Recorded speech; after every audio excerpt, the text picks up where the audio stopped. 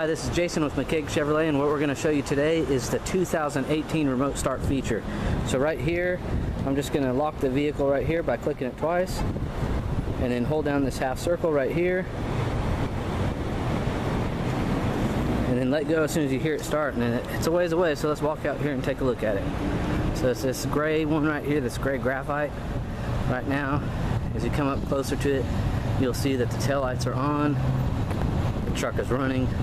This is good for summer or winter time to heat or cool the vehicle. So as you get closer, you notice the vehicle is locked, basically with the key fob here. Get it right here so where you can see it.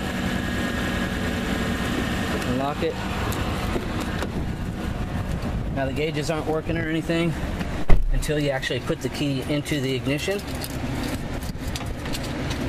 Turn it over, and now it is on. So that's how you do the remote start feature.